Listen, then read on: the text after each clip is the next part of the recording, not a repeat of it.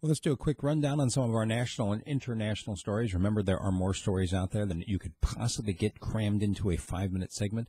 So if you want the 30-minute version, become a subscriber at radiofreespeech.com. The United States government has been sued over suspicionless device searches that are happening at the airports primarily. It's customs officials, and it's anybody coming into the country, U.S. citizen or not, people who are supposedly being protected by the First Amendment like journalists. They're demanding passwords to phones and passwords to social media accounts. You don't comply, you get charged with a crime. The United States government has been sued over it. We'll see where it goes from here. That will be the subject of my commentary today. A Seattle Seahawks backup quarterback by the name of Trevone Boykin has been arrested on drinking and drug charges after the car he was in plowed through pedestrians and into a bar, injuring 8 people. He was not actually the driver, but he was involved in a similar incident in terms of other charges a year or two ago. Serbia is going to be getting a number of gifts from Russia.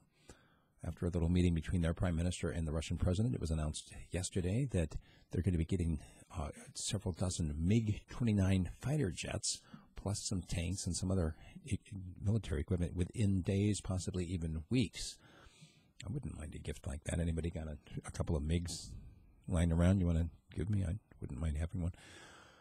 A New York Police Department officer has resigned in order to avoid being fired over the Ramarley Graham killing. This happened back in 2012.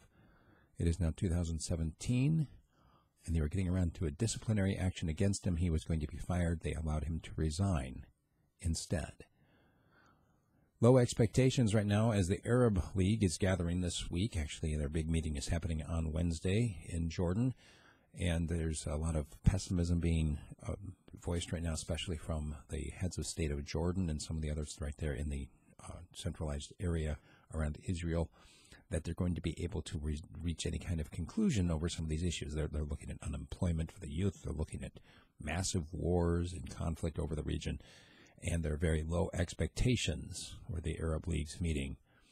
There's a bit of outrage right now at Iowa State University. A professor asked his students to write an account of 9/11 from the perspective of Al-Qaeda. And the outrage, primarily on social media, Twitter exploding, and basically somebody calling for people to beat the snot out of this guy for simply suggesting that they take a look at 9/11 as an event from the perspective of not an American. That's something the CIA specifically has had their people been doing for years and years. It's something that I did constantly when I was a human intelligence collector and when I worked with counterintelligence in the Army. You have to be able to think about the way that somebody else would think about something in order to see where your own weaknesses are.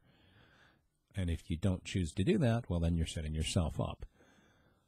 Europe apparently is going to be facing some severe consequences from the Brexit coming up, according to EU's chief negotiator.